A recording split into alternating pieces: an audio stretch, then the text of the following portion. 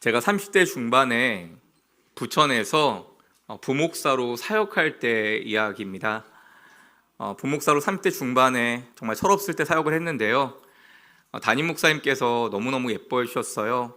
3천 명도 되는 대형 교회에서 사역을 했었는데 목사님이 부족한 저를 되게 인정해 주시고 예뻐해 주셔서 제가 목사님들 중에서 나이가 두 번째로 어렸는데 일찍 선임 목사가 돼서 사역을 하는데 목사님께서 마음껏 사역을 감당하라고 모든 여건을 다 열어주셔서 신나게 사역했던 기억과 경험들이 있습니다. 그때 이제 함께 사역했던 부목사님들 너무 다들 좋으셨어요. 형님, 누님 목사님들이 이제 함께 사역을 했는데 나이가 어리다고 저를 얕보지 않고 너무 잘 섬겨주셔서 함께 잘 동역하며 사역을 잘 감당했고요. 그때 동역의 능력과 힘이 무엇인지를 경험을 했습니다. 그때 성도님들이 그렇게 아마 듣기 좋으라고 칭찬해 주셨겠죠. 근데 그런 이야기를 해주셨어요. 역대 최고의 교역자시라고 그런 칭찬도 많이 해주셨습니다. 교구 식구들도 너무 잘 만났어요. 그래서 너무 많이 사랑받았어요. 제가 받을 수 있는 아마 사랑의 최대치를 그때 받지 않았나. 아마 제가 외국에서 와서 예뻐해 주신다고 그러지 않았나 싶을 정도로 너무 많은 사랑과 예쁨을 해주셨습니다. 지금도 그때 참 많은 사랑과 선물들을 받았는데 잊지 못할 선물 하나를 소개하면요. 한 어르신 권사님이 노트를 몇 권 이렇게 갖고 오셨어요. 노트를 열어보니까 거기에다가 하나하나 이제 저를 위한 기도를 적으신 거예요. 노트를 몇 권을 기도문을 꽉 채워서 목사님 위해서 이렇게 그 마음 가지고 기도했습니다라고 전해주셨는데 그렇게 귀한 선물도 받았습니다. 그렇게 참 많은 사랑. 여러분 제가 사랑받을 때 여러분 별로 기분이 안 좋으신 것 같아요. 귀한 사랑과 은혜를 받고 그렇게 사역하면서 여기까지 온 것 같습니다. 그런데 제가 말씀드리고 싶은 건요, 그렇게 과분한 사랑 받으면서 사역하던 어느 봄날이었는데요, 제가 7080 남선교회, 가장 젊은 남선교회 담당 목사였었거든요. 그래서 저희 남선교회 식구들과 그들의 가족들과 함께 야유회를 갔는데 인원이 제법 많이 갔어요. 50명이 넘게 갔거든요. 그래서 야외를 같이 가서 거기서 맛있게 고기도 구워 먹고 또 저희 가족도 초대해줘서 너무 극진한 대접을 받고 참 좋았습니다. 근데 이제 야외가 마칠 때가 됐는데 제가 한 게 없잖아요, 그날. 그러니까 제 딴에 좀 그렇게 좋은 엔딩을 좀 하면 좋겠다는 마음이 들어서 모두 다 나오셔서 우리 손을 잡고 마침 기도를 하자고 했어요. 원으로 삥 둘러서 손을 잡고 같이 제가 은혜롭게 마침 기도 딱 하고 마칠 생각을 가졌습니다. 그러면서 이제 딱 기도를 시작하는 거예요. 하나님! 하고 기도를 시작하는데 그때 갑자기 제 머리가 하얘지는 거예요. 하나님 이름 불러놓고요 1분 동안 모두가 같이 손만 잡고 있는 겁니다. 왜? 아무것도 생각이 안 났거든요. 한 단어도. 그래서 1분 만에 제가 다음에 뱉은 말이 야유회 감사합니다 이거였어요. 그 다음에도 생각이 안 나서 계속 그렇게 손 붙잡고 있다가 예수님의 이름으로 기도합니다. 아멘. 그랬어요. 다행히 예수님은 생각이 났어요. 그래서 정신이 하나도 없더라고요. 근데 우리 성도님들 얼마나 귀한지 목사님이 과로하셔서 그런가 보다라고 해서 뒷정리도 못하고 저를 먼저 보내주시더라고요. 정상이 아니구나 하고 보내주시더라고요. 그래서 그날 운전도 못하고 아내가 운전해서 집으로 돌아오는 길에 마음이 너무너무 속상한 거예요. 하나님 왜 성도님들 앞에서 저를 망신당하게 하세요? 너무 마음이 속상하고 괴롭더라고요. 근데 여러분, 목회자는 하나님의 손에 붙들린 도구잖아요. 통로잖아요. 근데 제가 늘 하나님의 은혜입니다 말은 하는데 그 영광을 제가 다 훔쳐가고 있었더라고요. 내가 사역을 잘하니까 이 사랑 받는 거겠지? 내가 사용을 잘하니까 인정해 주시는 거겠지? 그렇게 주님의 영광을 훔쳐가고 있던 저를 보게 하시는 겁니다. 그동안 저의 교만을 그저 두고 볼 수 없으셨던 하나님의 특별한 개입이셨다는 걸 깨닫게 됐어요. 그동안 참 사역에 많은 열매들이 있었는데 그걸 자랑 삼고 그 영광을 취하려고 했던 저를 꾸짖는 하나님의 원포인트 레슨이었습니다. 저의 부끄러운 경험은요, 좋은 양약이 됐어요. 조금 뭐가 잘 돼도 나는 하나님의 도구로 쓰임받고 있지, 이 능력이 나에게서 나오는 게 아니지 라는 것을 제자를 찾게 하는 좋은 양약이 되어줬습니다. 특별히 그 시간은요, 하나님이 진짜 제 사역의 주인, 아니 제 인생의 주인이라는 것을 그냥 머리로 아는 게 아니라 실제로 인정하게 만드는 사건이 되었어요. 사랑하는 여러분, 때로는 우리의 연약함과 어리석음이 하나님을 새롭게 만나는 은혜가 되는 줄 믿으시기 바랍니다. 오늘 우리가 읽은 성경은 사사기예요. 출애굽 후에 이스라엘 백성들이 가나안 땅에 정착했는데 훌륭한 두 지도자를 잃었어요. 모세와 여호수아가 죽고 난 뒤에 이스라엘 백성들이 리더십에 큰 어려움을 겪었거든요. 그때 하나님이 그들을 불쌍히 여기사 당신의 종들을 택해서 보내어서 그 위기에서 건져내셨는데 그들을 사사라고 부릅니다. 사사라는 뜻은 다스린다, 재판한다는 의미를 가진 단어로 당시에 제사장, 선지자, 군 통수권자를 모두 다 합한 그런 지도자를 가리키는 말이었어요. 다윗 왕조가 출현하기 전까지 이스라엘을 이끌고 있던 10여 명의 사사들이 바로 믿음의 지도자들이었는데 온니엘, 에훗, 삼갈, 드보라, 기드온, 삼손, 그들이 그 훌륭한 사사들이었죠. 근데 여러분, 오늘은 그 중에서도 오늘 말씀의 주인공은 세 번째 사사였던 삼갈을 좀 말씀드리고 싶어요. 삼갈은 이스라엘의 세 번째 사사인데 이름도 삼갈이에요. 너무 고맙지 않아요? 자, 세 번째 사사인데 삼갈이라고, 우리 잊지 말라고 삼갈이라고 하나님이 이름을 지어 놓으셨어요. 근데 하나님이 이 삼갈이라는 농부를 사용해서 이스라엘을 블레셋으로부터 구원했다는 내용이 오늘 말씀의 내용입니다. 근데 여러분, 재미있는 건요, 오늘 말씀의 이 삼갈 이야기가 얼마나 나올까요? 단 한 구절밖에 안 나옵니다. 그러니까 이 한 구절에다 삼갈이 어떤 사사였는지를 다 소개해야 되는 거예요. 그러니까 이 한 절에다가 굉장히 많은 걸 담아내야 했을 겁니다. 여러분, 우리도 취업을 위해서 이력서를 쓸 때 나에 대해서 뭔가 막 어필하고 싶잖아요. 잘 이야기하고 싶잖아요. 담고 싶은 내용이 있는데 여러분, 수십 장 이력서 쓸 수 있는 게 아니죠. 다 안 볼 거 아니에요.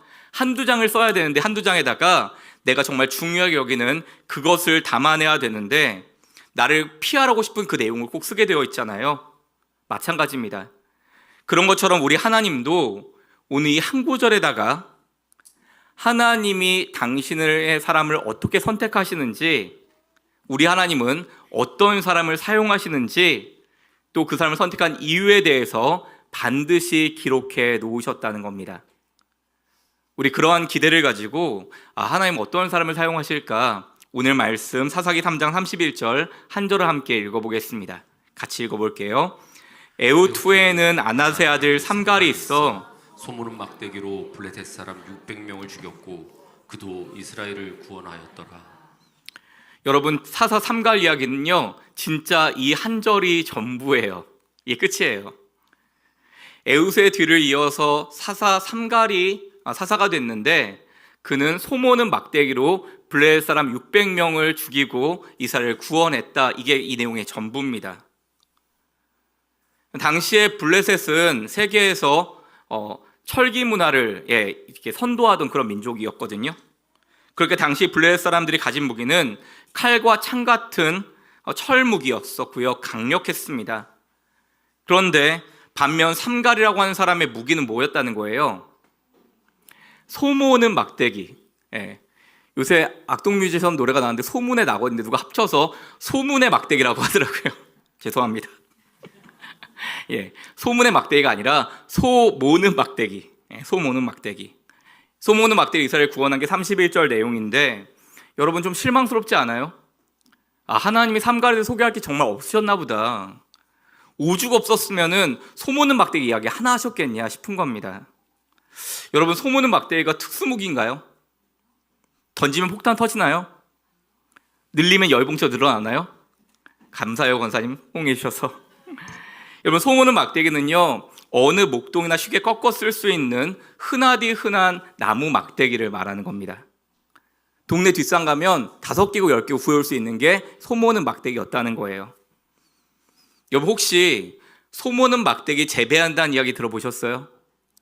저분은 소모는 막대기 농사 짓는 분이야. 죄송합니다.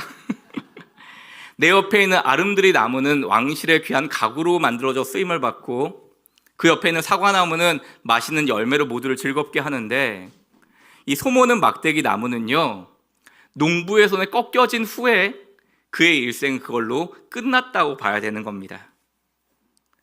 그 소모는 막대기는 늘 소털이나 양털이 묻어 있고요 늘 짐승의 분비물, 짐승의 배설물이 묻어 있어서 늘 냄새나고 더럽고 별로 흠모할 것이 없는 것이 소모는 막대기였을 겁니다. 여러분 한번 여러분이 농부였다고 상상을 해보세요. 그래서 밥을 먹으러 이제 집에 들어가는데 소모는 막대기 들고 집에 들어가는 겁니다. 그러면 가족들이 얘기하는 거예요. 그 귀한 소모는 막대기는 소파 위에다 올려놔. 밥 먹을 때 식사 옆에 내려놔. 그랬을까요? 가족들이 누가 그러지 않았겠어요? 야 제발 그 냄새나는 거 좀 갖고 들어오지 마. 그 더러운 거 밖에다 좀 던져놔. 밖에 세워놔. 제발 집안에 갖고 들어오지 마. 그렇게 천대받는 것이 아마 소모는 막대기였을 겁니다. 그런데 성경은 오늘 사사 삼가를 소개하면서 이스라엘 전체를 구원한 위대한 지도자를 소개하면서 그가 이 소모는 막대기로 이스라엘을 구원했다고 말하고 있는 겁니다. 여러분 다시 한번 오늘 본문을 주목해서 볼게요. 여러분 이 말씀 가운데서 이 단어는 빼도 의미에 아무 문제가 없다 싶은 단어가 뭐죠? 네, 제가 가로해놨는데 소모는 막대기가 그렇습니다. 소모는 막대기 빼도 삼갈이 있어 블레셋 사람 600명을 죽였고 그도 이스라엘을 구원하였더라. 소모는 막대기 빼도 말이 되고 의미가 통하고 내용에는 아무런 문제가 없다는 거예요. 그런데 여러분 저는요 이 소모는 막대기가 바로 없어도 되는 존재를 말하는 것 같아요. 없어도 되는 사람, 그 사람 없어도 아무런 영향가 없는 존재, 크게 존재감이 없는 인생이라고 해도 될까요? 그런데 여러분 우리도 인생에 굴곡을 경험할 때가 있잖아요. 한창 잘 나갈 때는 하는 것마다 잘 될 때는 그런 생각을 못 하다가 언제 우리가 그런 생각해요? 나 스스로가 작아지는 상황을 만날 때 그럴 때 이런 비참한 생각 한 번씩 할 때 있지 않아요?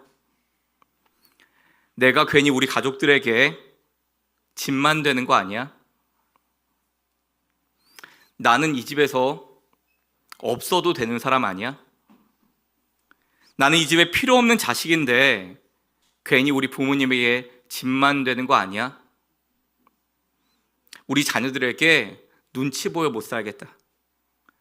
이렇게 마치 자신이 이 집에 없어도 되는 존재, 있으나 마나한 존재라고 느낄 때가 있다는 겁니다. 소모는 막대기처럼 있어도 되고 없어도 되는 존재, 하염없이 인생이 작아지는 순간을 만날 때가 있다는 거죠. 여러분 요새 그 새롭게 시작한 드라마 가운데 제가 드라마 이름이 갑자기 기억이 그런데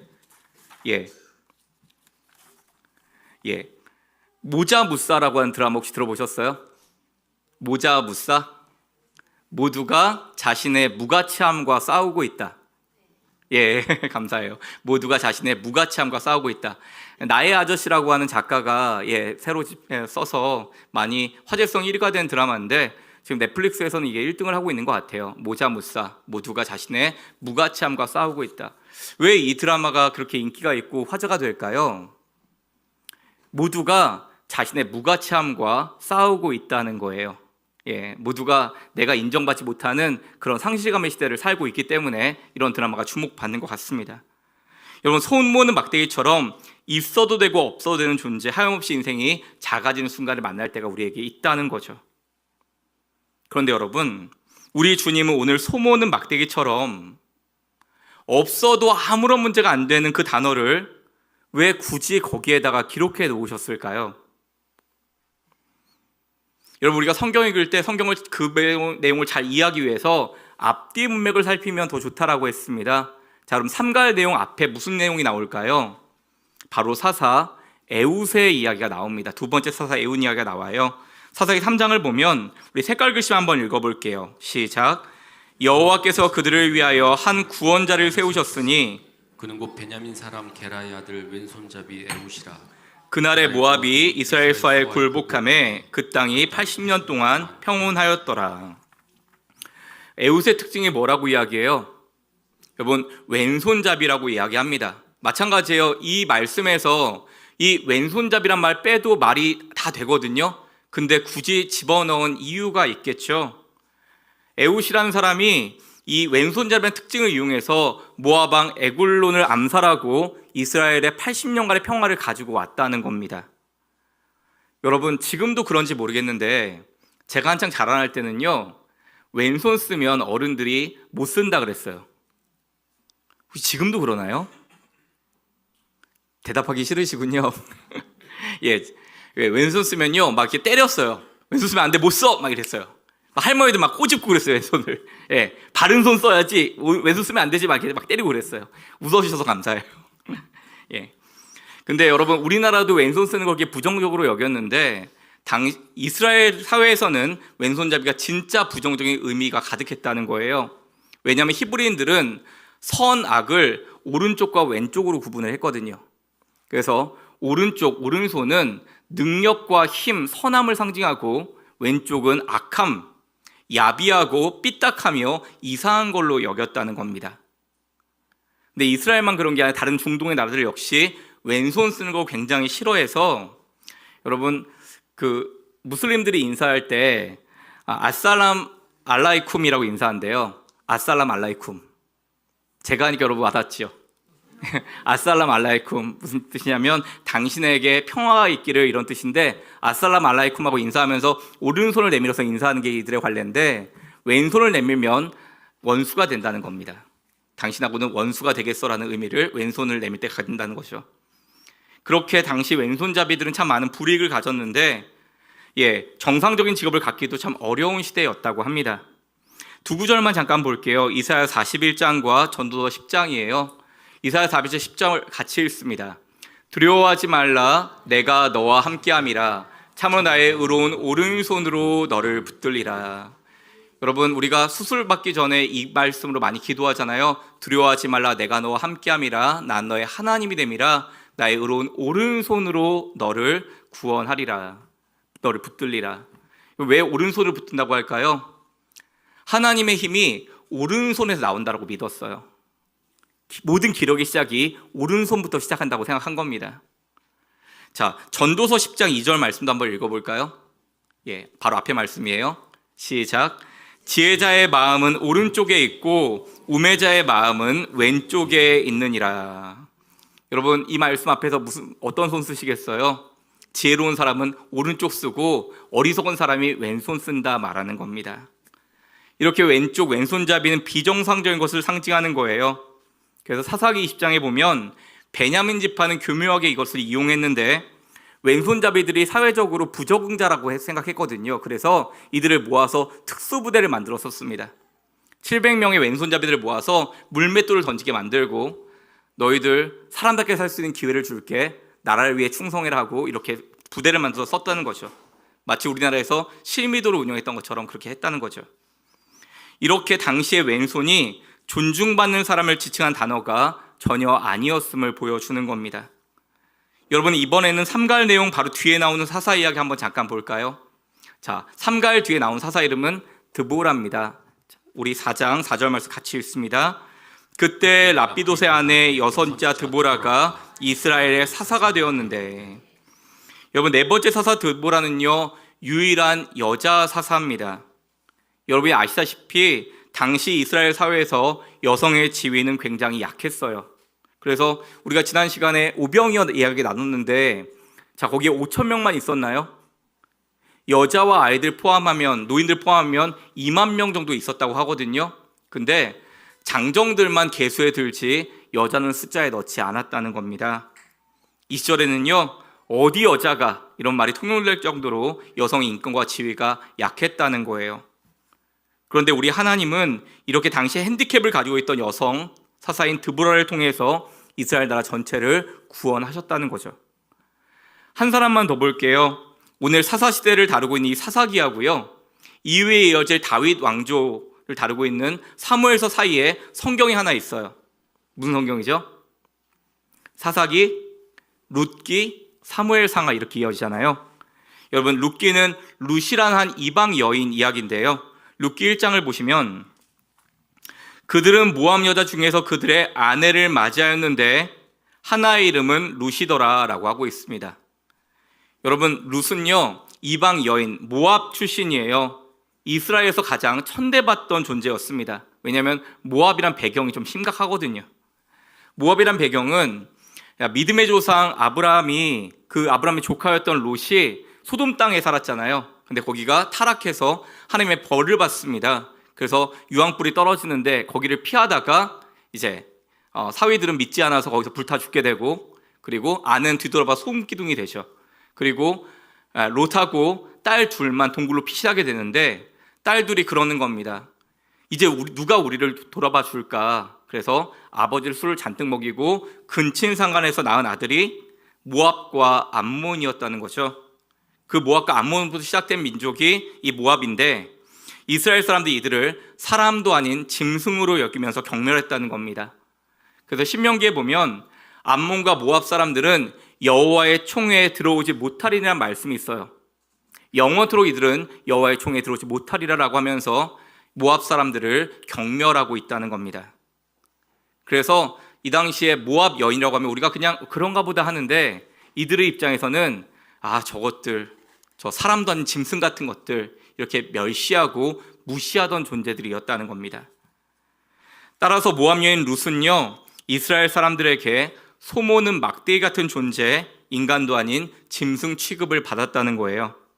그런데 룻기 4장 한번 보시면요, 자 4장 말씀 우리 한번 같이 읽어볼까요? 시작.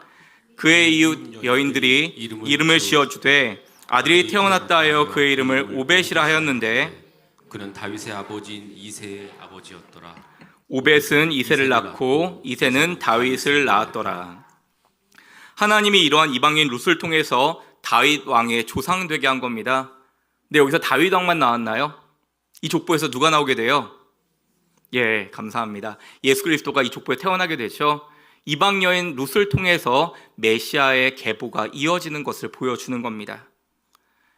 여러분, 이 당시에 이렇게 왼손잡이 에옷이나 소모는 막대기 삼갈, 그리고 소외된 여자 드보라, 그리고 이방 여인 룻까지 모두가 2류, 3류 인생들이었다는 거예요. 여러분, 오늘 성경이 우리에게 이걸 보여주는 이유가 뭘까요? 사실은 왼손잡이는요, 소모는 막대기는요, 소외된 여자는요, 성경에서 지워져도 아무 문제가 없는 겁니다. 사람 생각에는 있으나 마나한 존재라는 거예요. 그런데 오늘 성경은 이런 사람들이 연이어 기록하면서 의도를 갖는 겁니다. 무슨 의도를요? 우리 하나님이 바로 누구와? 이런 사람들과 함께 일했다는 것을 보여주는 것입니다. 그러면서 성경은 이제 저와 여러분에게 묻는 거예요.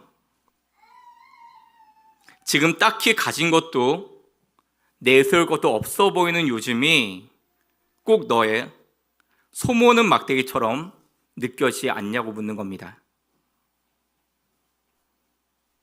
자꾸 병들어가는 너의 몸이, 하는 일마다 자꾸 실패하는 인생이, 패배자 같은 너의 오늘이 너를 소모는 막대기처럼 느껴지게 하지 않냐고 묻는 겁니다. 남들은 좋은 학교 나와서 취직도 잘하고 결혼도 잘하는데 너는 자신이 처량하다고 쓸데없는 소모는 막대기처럼 느끼지 않느냐? 늙고 나이 들어서 더 이상 내세울 게 없는 것 같고 부모나 형제, 자식에게 무시당하면서 스스로를 진짜 쓸모없는 소모는 막대기처럼 여기고 있지 않냐고 묻는 겁니다. 그렇다면 여러분, 오늘은 하나님을 자세히 한번 들여다보시기 바랍니다. 섬뜩할 만큼 너무도 일관되게 동일한 일을 하고 계시는 여러분의 하나님을 보시기 바랍니다. 소모는 막대기 삼가를 쓰시고 왼손잡이 에웃을 쓰시고 소외된 여자 드보라를 쓰시고 이방인 룻을 사용하신 하나님 방식은 이들에게만 특별한 것이 아니었다는 거예요. 사사기 15장 보시겠어요? 말씀 같이 읽습니다. 삼손이 나귀의 새 턱뼈를 보고 손을 내밀어 집어들고 그것으로 1000명을 죽이고. 오늘 삼손이 사용한 무기가 있어요. 뭐라는 거예요? 나귀의 턱뼈라고 합니다. 나귀의 턱뼈가 왜 좋은 무기죠? 이 나귀의 턱뼈는 우리가 대단한 무기라고 생각하는데 아니에요. 나귀 턱뼈는요, 음식물 쓰레기입니다. 나귀의 턱뼈는요, 거기에 우리가 소머리국밥 먹듯이, 소머리 먹듯이 나귀의 턱뼈에도 살이 붙어 있잖아요. 그 살 발라먹고 버린 게 나귀의 턱뼈예요.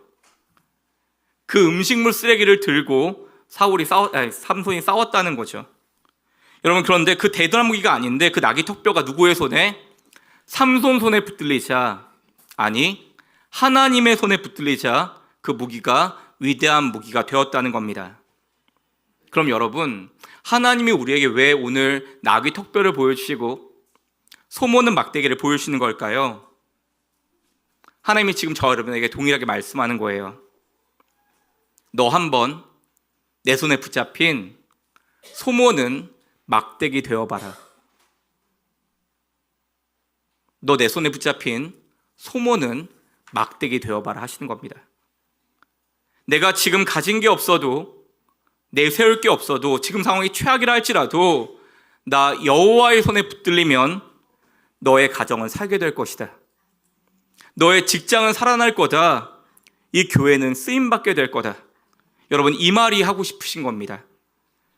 어저께나 오늘이나 변치하시는 하나님, 그 어제나 오늘이나 동일하신 하나님이 왼손잡이도 쓰시고 소모는 막대기도 쓰신다고 했는데, 그럼 하나님, 그들을 사용하셨다면 오늘 나도 써주시기를 바랍니다라고 기도하고 간구할 수 있기 때문입니다.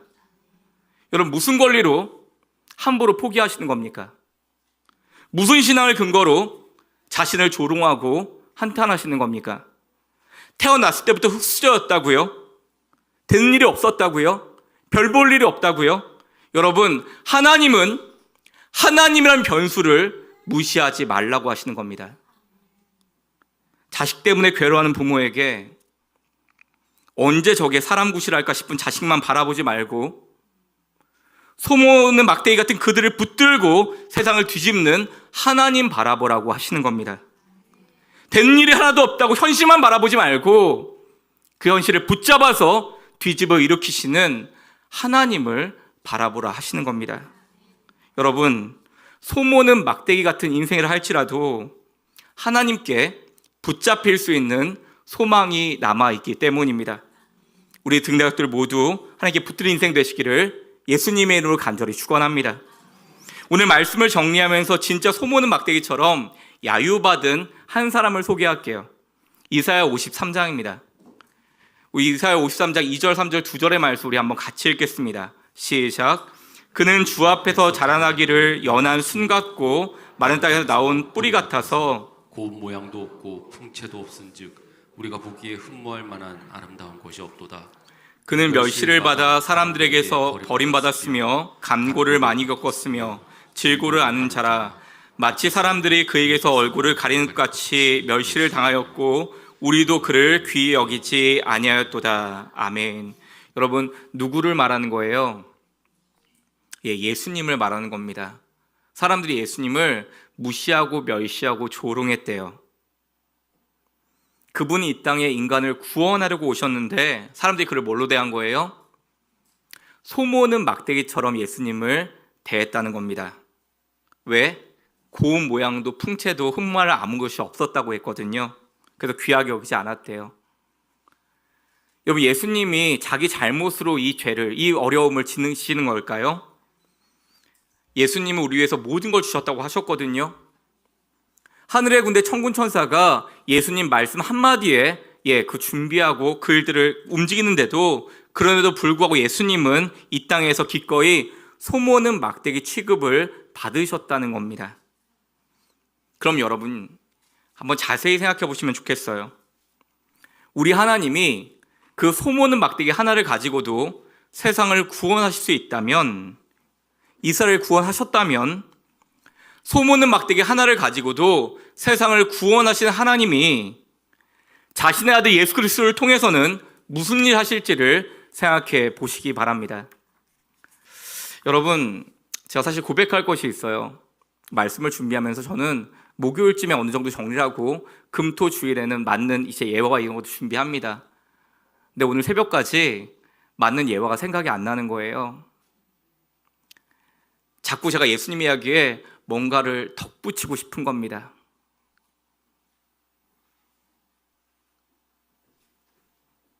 예수님의 이야기로 충분한 이야기를 제가 못하는 거예요. 근데 지난 시간에 우리가 나눴잖아요. 빈들에는 예수님이 계신다. 광야에는 예수님이 계신다. 우리 안에는 예수님이 계신다는 이야기 했잖아요. 성전 미문에 올라갈 때 베드로와 요한이 어떻게 했어요?